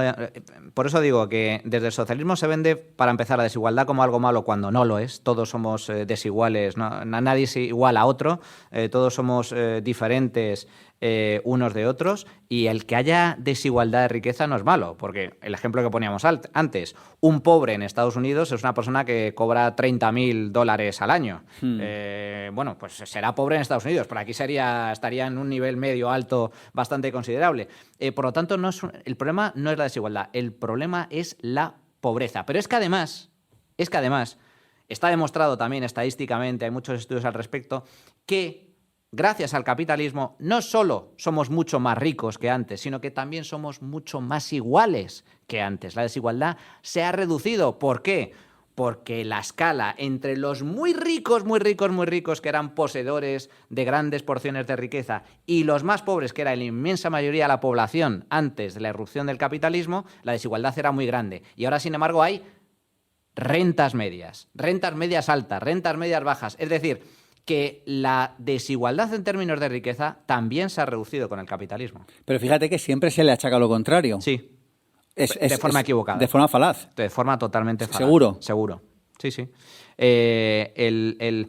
Insisten, hay un libro de Piketty que aborda eso precisamente, ¿no? Y que lo centra en la desigualdad, que con el capitalismo se ha generado más desigualdad. Pero ese libro, que por cierto muy pocos se han leído en profundidad, entre otras cosas porque es bastante incomprensible, como el Capital de Marx, está tremendamente equivocado. Y hay otros muchos libros que demuestran lo contrario, que las sociedades ricas son también sociedades más igualitarias en términos de riqueza.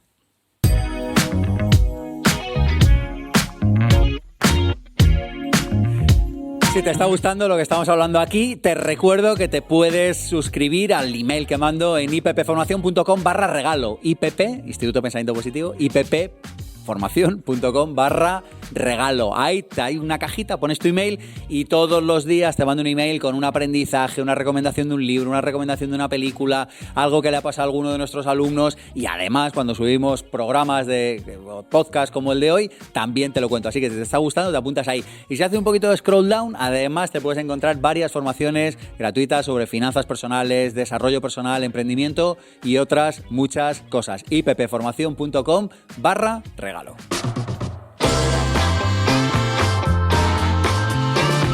Manuel, somos IPP, eso significa que nos gustan los libros. Chútame tus 3 libros favoritos sobre todo lo que estamos hablando, para entender bien cómo funciona la economía, para entender el liberalismo, el capitalismo, el socialismo. Pásame 3 o 4 libros que sean fáciles, por favor.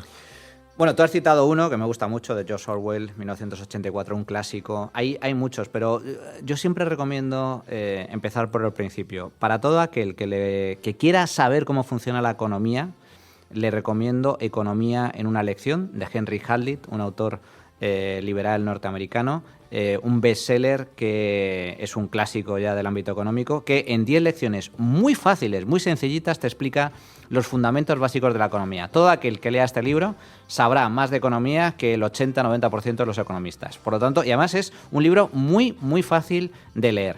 Además es cortito. Otro libro, Camino de servidumbre, de Hayek, Premio Nobel de Economía, de la Escuela Austriaca de Economía, donde advierte sobre los peligros del socialismo, del totalitarismo, del intervencionismo, del estatismo, del colectivismo, como queramos llamarlo, donde pone el acento en cuáles son los riesgos, las amenazas de todos aquellos que pretenden atentar contra la libertad. También es muy fácil de leer. Y un tercero, que ya es un manual, que esto ya es drogadura, como digo yo, La acción humana, de Ludwig von Mises. Digamos que es uno de los pilares fundamentales de la Escuela Austriaca de Economía, por lo tanto del liberalismo económico. Este ya es un libro. ¿Merece la pena? Merece la pena, son más de 1000 páginas. Pero ¿es fácil de leer? Es fácil de leer, aunque es cierto que te requiere tu tiempo y requiere estudio, es decir, requiere subrayar, etcétera. Pero fíjate, ¿por qué me gustan tanto estos libros? Porque no necesitas saber de matemáticas, no hay ni un solo número. No hay ni un solo número, son ideas. Pero es que además el título lo dice todo, Sergio. La acción humana. Es un libro donde te profundiza en cuál es la verdadera naturaleza del hombre y por qué el hombre tiene derechos naturales que son innatos, como la libertad individual, como la propiedad privada, y cómo la cooperación entre los seres humanos, porque el ser humano es un ser social por naturaleza, la cooperación voluntaria es el fundamento del ser humano y el fundamento también de la prosperidad. ¿Y qué va a pasar si leo estos 3 libros? ¿Por qué habría de leerlos? Te va a cambiar por completo. Primero, porque ¿para qué me sirven el día a día? Te sirven para entender cómo funcionan las cosas. Para que no me tomen el pelo. Para que no te engañen. ¿Cuál es la diferencia? Es que a mí me gusta mucho poner ejemplos, ¿eh? Si abuso de ellos me lo dice Sergio. Nada, dale. ¿Cuál es la diferencia entre un suizo y un español? Pues la mentalidad. En Suiza está muy instalado el tema de los referéndums. Algunas propuestas legislativas es a través de referéndum. En Suiza hace poco se votó, de hecho se vota recurrentemente, poner un salario mínimo. En Suiza no existe el salario mínimo, como en otros muchos países. Un salario mínimo de 4.000 euros al mes. ¿Se votó esto? Se votó en varias ocasiones. ¿Salió que no? Salió que no. En España tú dices que se implanta un salario mínimo de 4.000 euros al mes y a lo mejor se vota que sí. ¿Y por qué los suizos votan que no y los españoles votan que sí? Porque tienen más conocimiento, porque muchos de ellos están mejor formados, tienen más cultura financiera y saben que si se implanta un salario mínimo de 4.000 euros al mes, lo que va a provocar es desempleo. Todos pobreza. Los que no cobren ese sueldo, los que su productividad no aporten esos 4.000 euros al mes, se van a ver condenados o al paro o a la economía sumergida. Eso en España, sin embargo, muchos no lo saben. Entonces, ¿para qué te sirven estos libros? Para que no te engañen, para saber cómo funcionan las cosas. Economía en una lección, Camino de servidumbre y la acción humana. La entrevista, ofrecida por masterdelibertadfinanciera.es. ¿Por qué tiene mala fama las ideas liberales? ¿Y por qué tiene mala fama lo que funciona? Porque los enemigos de las ideas de la libertad son poderosos y hay mucho interés también a nivel personal y egoísta en que esas ideas no triunfen. Un político lo que quiere es, por naturaleza también, por eso, una vez más, la importancia de los incentivos, ¿no? El panadero se levanta a las 3 de la mañana para hacer pan y para poder venderlo caliente a sus clientes. Y persiguiendo su propio beneficio, beneficia también a los demás, proveyéndolos de pan. Pero en el caso del político, su objetivo es alcanzar el poder y mantenerlo. E incluso agrandarlo, ¿no? Entonces, por naturaleza, el poder político tiende a atacar las ideas de la libertad porque una sociedad rica y libre es una sociedad en la que el político tiene menos capacidad de influencia, menos poder y menos presupuesto. Parece que nadie defiende estas ideas ahora mismo en Europa. Hay muy pocos, pero yo soy, fíjate, Sergio, bastante optimista porque... Yo a veces veo la diferencia entre Pepsi-Cola y Coca-Cola. ¿Sabes? Entonces uno te convence. Yo tengo un amigo que me intenta convencer a veces de que sí que hay diferencia y digo, pero estamos teniendo una conversación entre Pepsi-Cola y Coca-Cola. Yo creo, es agua con azúcar. Sí, pero en el último siglo ha habido cambios sustanciales. ¿Y por qué digo que soy optimista a corto o medio plazo? Porque veo un cambio de rumbo, veo nuevos aires. La política son personas, en última instancia. Y al igual que una empresa, ¿qué es lo que hace grande a una empresa? El empresario, el fundador y los que la dirigen la empresa, ¿no? ¿Por qué Inditex es grande? Pues gracias a un genio que es Amancio Ortega. Pasa algo parecido a nivel político. Y hay líderes políticos que logran cambiar las cosas y cambiar el rumbo de un país. Los últimos líderes políticos que defendían la libertad en un sentido amplio era Margaret Thatcher en Reino Unido, que cuando llegó al poder en Reino Unido cambió el país por completo. Reino Unido estaba en la absoluta quiebra. Reino Unido era un país socialista sindicalizado hasta las trancas, que perdió el imperio después de la Segunda Guerra Mundial. Ya no era un imperio militar, pero tampoco era un imperio económico. Y estaba en claro declive. Bueno, llegó Margaret Thatcher, le dio la vuelta como un calcetín y volvió a resurgir. Ronald Reagan en Estados Unidos. Estados Unidos... Sabes que el 50% de la gente que está viendo este podcast acaba de cortarlo, ¿sabes? ¿No? Pues no sé, ¿no? ¿Por qué? Porque tienen muy mala fama, ¿no? Muy mala prensa. Ronald Reagan. Y Margaret Thatcher. Tiene mala fama, pero... O sea, si quieres salimos ahí a la calle y preguntamos y la mayor parte de las personas, ¿no? Igual estoy yo sesgado, ¿eh? Sí, pero... también el Che Guevara, sin embargo, tiene muy buena prensa y era un asesino y un criminal, un psicópata de la peor calaña. Y se hacen camisetas con él, y las exhiben orgullosos. Por lo tanto, lo que piense la gente al respecto me da bastante igual. Bueno, sí, ya lo sé que te da igual, pero que digo que es como que son muy antipopulares, antipopulares. Y sin embargo, son líderes que cambiaron sus países en sus presidencias. Ronald Reagan también. Algunos creen que a peor. Yo tengo amigos en el Reino Unido que creen que a peor.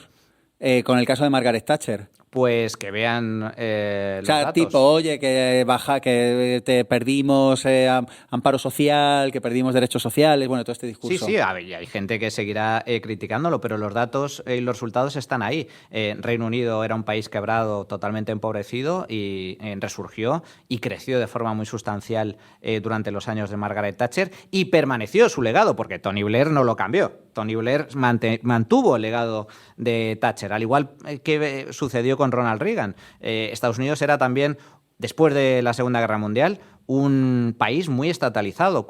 El impuesto sobre la renta en Estados Unidos llegó a superar el 90%, el tipo marginal. El tipo marginal del impuesto sobre la renta. Sí.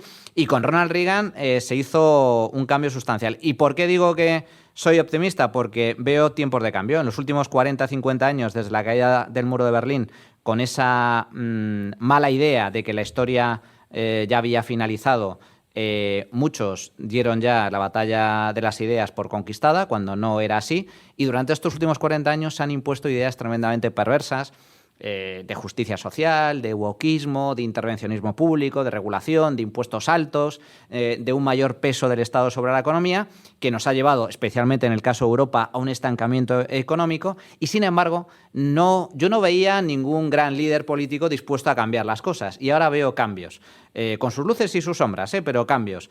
Javier Milei en Argentina está intentando darle la vuelta como un calcetín a Argentina, que Argentina era un país riquísimo hace un siglo, y la gente se iba allí. Se iba allí, nuestros abuelos. Bueno, y tú lo ves, andas por Buenos Aires y las avenidas que hay, es que es una cosa mejor que París. Bueno, o sea, pasa algo parecido con La Habana. La Habana tiene un edificio, ahora están todos derruidos, pero era espectacular. Íbamos nosotros, que éramos pobres, los españoles, íbamos a esos países a buscar fortuna, y muchos de ellos la alcanzaban y volvían a España con mucho dinero.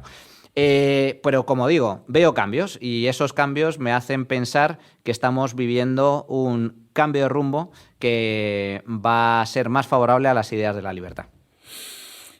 Me alegra escucharte esto. Oye, explícame por qué los intelectuales son de izquierdas mayoritariamente. Ya sé que Hayek habla de esto. Qué bueno, es muy buena pregunta también, Sergio. Porque es que es así, o sea... sí, es así, la inmensa mayoría de ellos.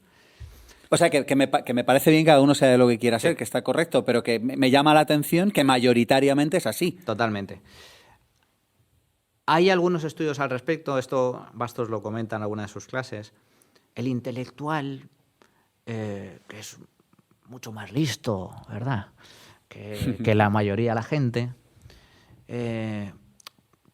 pues ve mal, incluso con envidia de la mala, que un tendero, un empresario, un comerciante que no tiene estudios, que no tiene lecturas, que no es extremadamente inteligente, desde luego no más inteligente que el intelectual, gane mucho más dinero que él. Entonces, son muchos los intelectuales que dicen, esto aquí algo falla, y tienden a ir por el sendero de que eso no es justo, y lo tienden a extender al conjunto de la sociedad, de tal forma que suelen defender esas ideas intervencionistas. Y luego los intelectuales también suelen prosperar al amparo del poder. Al amparo del gobierno. Y además se alimentan mutuamente, un poco por lo que comentábamos, ¿no? El político quiere conquistar el poder, mantenerse en él y, a ser posible, agrandarlo. Y se rodea de asesores intelectuales que le ayuden a ese fin. Y hay intelectuales que crecen y ganan mucho dinero y prosperan profesionalmente al amparo del poder. Pero esto siempre político. Ha sido así, ¿no? En realidad, sí. Porque claro, si tú piensas los pintores, en España, que tenemos una tradición de pintores, ¿no? Siempre pintaban para la iglesia o para los reyes. Correcto, que eran los que tenían el que eran poder los que tenían y el dinero, correcto. O sea, pero que en realidad no ha cambiado, ¿no? O sea... No, se ha transformado, y por lo tanto, solo hay que ver el gran Maquiavelo, ¿no? Maquiavelo era el Iván Redondo del antiguo régimen, el gurú que asesoraba al político de turno, en ese caso al príncipe, a los monarcas, para conservar el poder, y se enriquecían a costa de ese... ¿Merece la pena releer El Príncipe? Sí, el Príncipe de Maquiavelo es maravilloso porque te enseña mucho de cómo funciona en realidad el poder político. El poder político, el Estado, es el enemigo. Luego podemos debatir si más Estado, menos Estado, pero por naturaleza es el enemigo, porque es el poder político que se impone por la fuerza. Y por lo tanto, ¿con esto qué quiero decir? Que deberíamos desconfiar del poder político, no echarnos en brazos del poder político, sino desconfiar del poder político. Y prueba de ello, Estados Unidos, que es la democracia más sólida, de las más sólidas y más longevas del planeta, nace bajo una constitución que empieza por nosotros, el pueblo. El pueblo, nosotros el pueblo, y se sustenta sobre una serie de instituciones cuyo fin es limitar el poder político. Nosotros el pueblo, 1. Para empezar, derecho de armas. 2. Porque el pueblo norteamericano se construye sobre una guerra contra el Imperio Británico.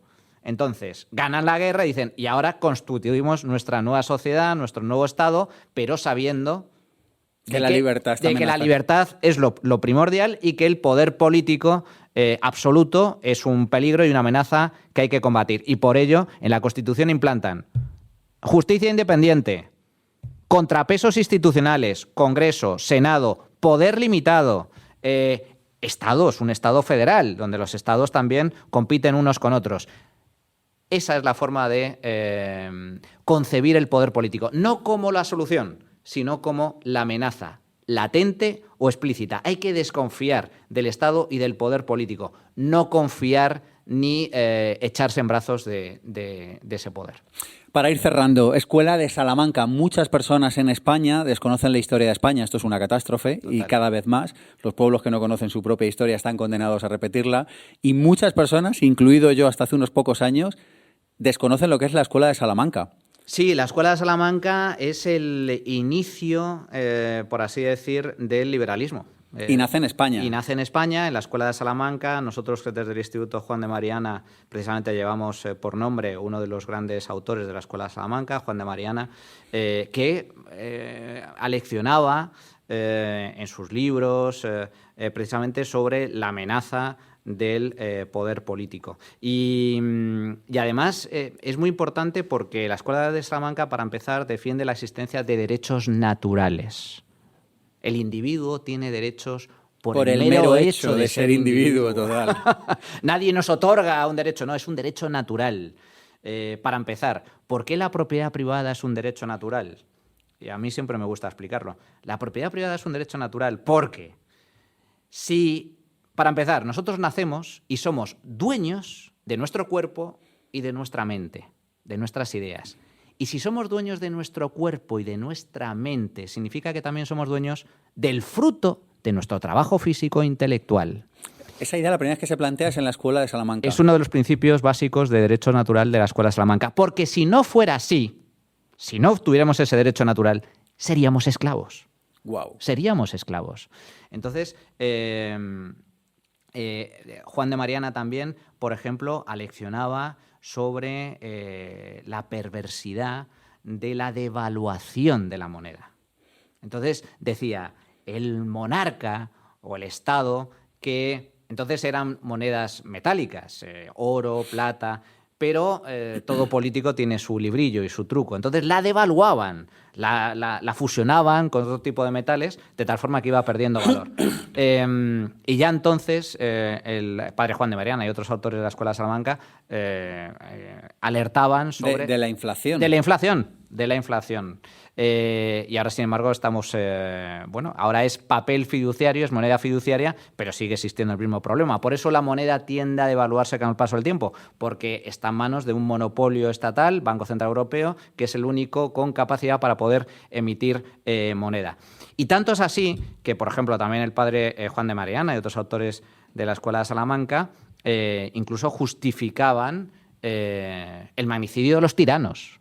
El tiranicidio. Sí. Oiga, un tirano, tenemos derecho a defendernos en defensa propia de cualquier tirano.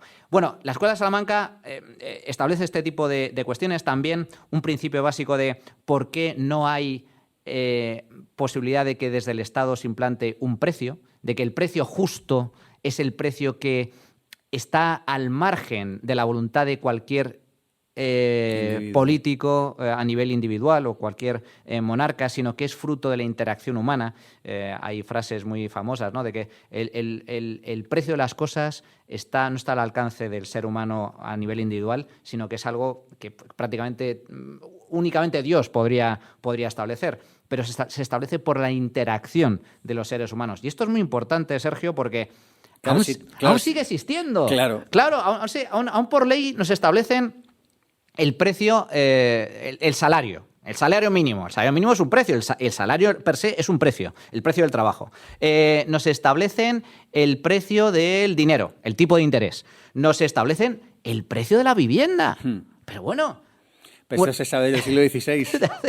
Oye, y hay un libro maravilloso que son 2000 años de fijación de precios que establece desde la época de los romanos todos los errores que se comete constantemente con el tema de la fijación de precios.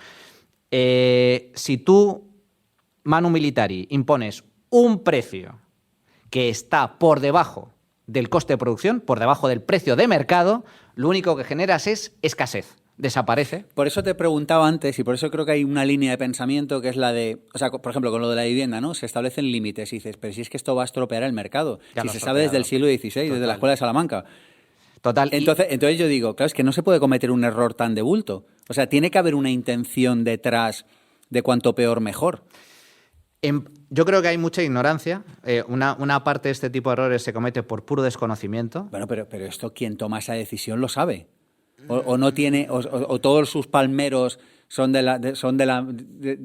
siguen la misma homilía. Hay muchos convencidos de que la forma de combatir la escasez de vivienda es expropiando, no construyendo, estableciendo precios máximos, que la especulación. Pero el que está en el poder tiene asesores que le explican esto. Tiene asesores, pero muchos de esos asesores también están equivocados. Y Primero, se parte de un error de diagnóstico, de academia, y son muchos los que creen firmemente en ese tipo de teoría y la llevan a la práctica, por desgracia. Y luego también hay algunos que son conscientes de que no funciona, pero perseveran en el error de forma consciente, por puro interés político.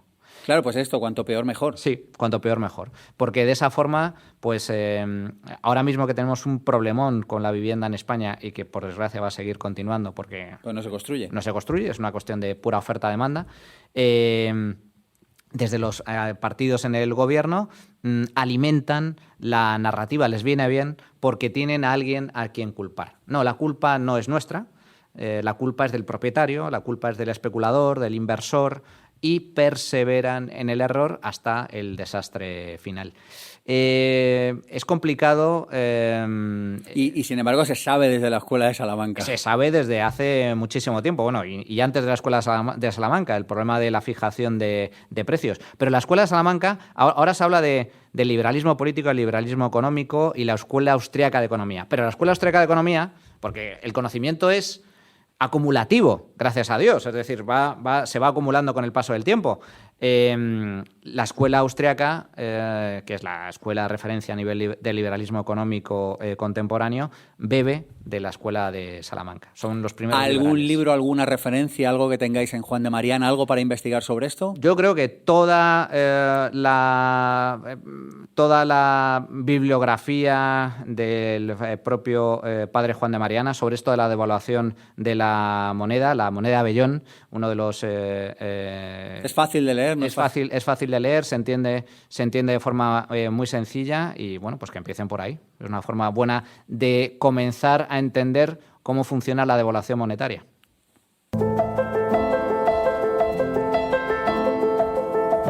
Bueno, hemos tocado un montón de temas. A mí me gustaría cerrar con tus 3 o 4 ideas favoritas para que nos vaya mejor en la vida, de todo lo que hemos hablado, porque claro, todo esto son ideas, parece que nos lo hemos llevado al nivel político, pero a mí todo esto me interesa para que nos vaya mejor en la vida, para que tengamos mejor acceso a mejores recursos, a mejores trabajos, a una mejor posición, a mejor salud, etcétera, ¿no? Dime tus 3 o 4 ideas favoritas de todo esto que hemos hablado, que nos permitan tener una mejor vida. O sea, por ejemplo, si yo entiendo que el capitalismo es salir al mercado y solucionar un problema y el que mejor lo solucione, mejor le irá, voy a tener una vida muy diferente, así yo creo que lo que tengo que hacer es recibir un mismo salario, suceda lo que suceda, e independientemente del trabajo que yo entregue en la vida. O sea, voy a tener 2 vidas muy dispares, ¿no? Totalmente. Entonces, ¿cuáles son tus ideas favoritas para que nos podamos disfrutar de una vida mejor? De todo lo que hemos hablado hoy, Sí, ¿no? sí, Del capitalismo, del ahorro, del trabajo, de la libertad. Pues fíjate, yo te diría, para empezar, llevado a casos prácticos que te pueden ayudar en la vida. El trabajo es fundamental. Trabajar. La frase de Bastos, ¿no? De trabajo, capitalismo y ahorro. Y trabajo duro. Y trabajo duro. Ahorro, capitalismo y trabajo duro. Primero, trabajar. Darlo todo en tu trabajo.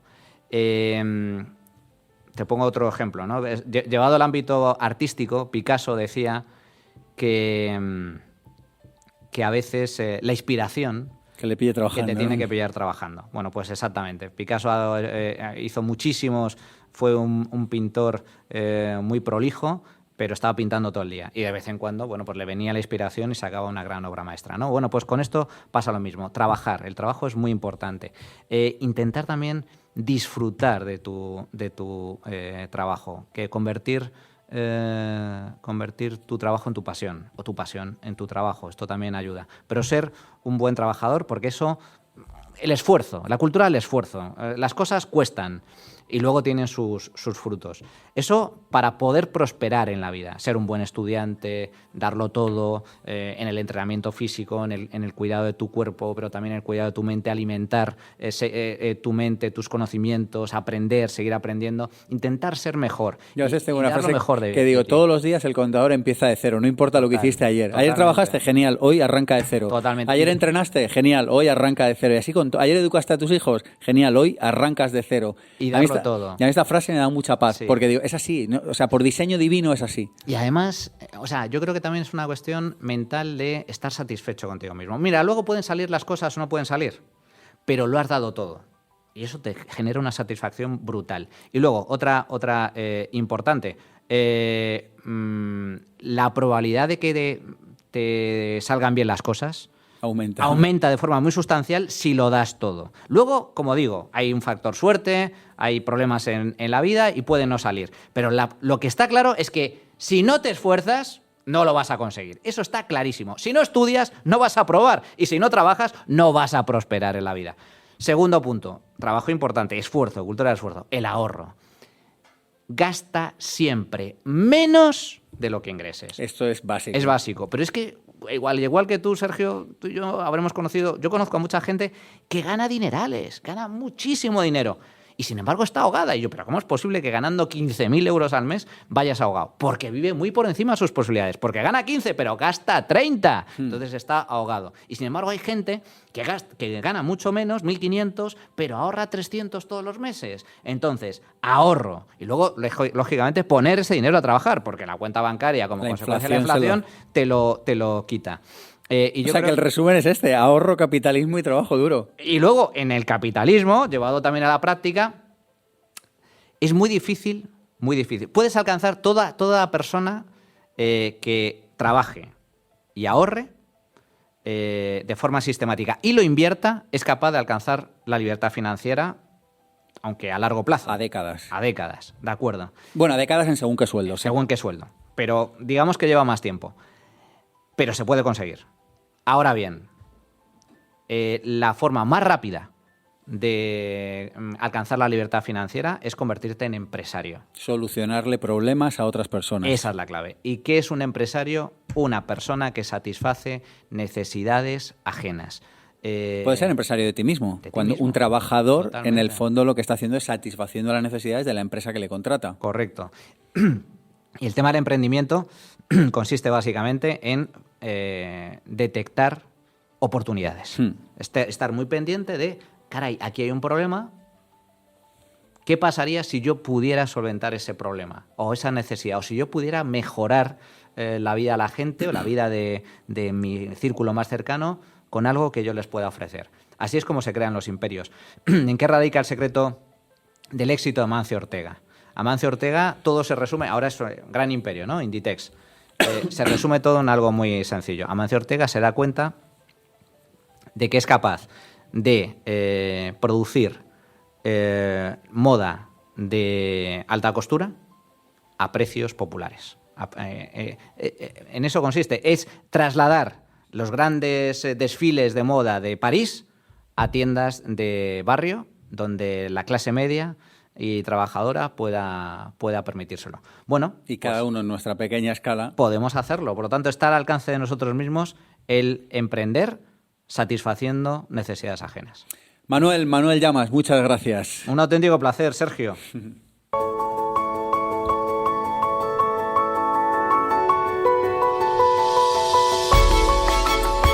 Hasta aquí ha llegado nuestro programa de hoy hablando sobre impuestos, pero hablando sobre todo sobre las ideas que sustentan esa presión fiscal. Hemos hablado y hemos aprendido un montón de cosas. Hemos hablado de que el 54% de nuestro tiempo en promedio se lo queda el Estado en España en 2026, momento en el que hacemos este podcast. Hemos hablado de la relación que hay entre los impuestos y el monopolio de la violencia que tiene el Estado. Hemos descubierto que España es uno de los países más anticapitalistas y hemos descubierto o profundizado en el término del capitalismo de amiguetes. Hemos recordado, no está mal recordarlo, que el estado natural del hombre en la historia de la humanidad ha sido la pobreza.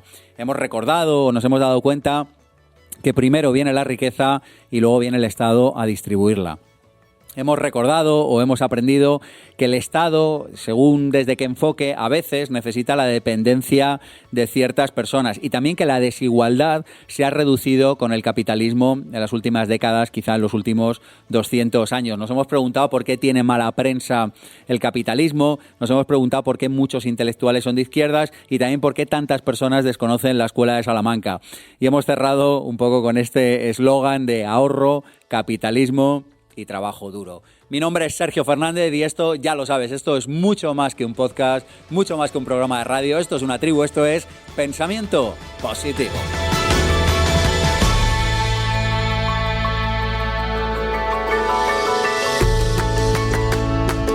Si te ha gustado este vídeo, ve ahora mismo a ippformacion.com/regalo y apúntate a mi mail diario donde te mando cada día un mensaje con información de valor sobre desarrollo personal, profesional y financiero. Cada día un email con mucho valor. Además, en ippformacion.com/regalo podrás apuntarte gratis a otras formaciones de desarrollo personal, profesional y financiero. ippformacion.com/regalo.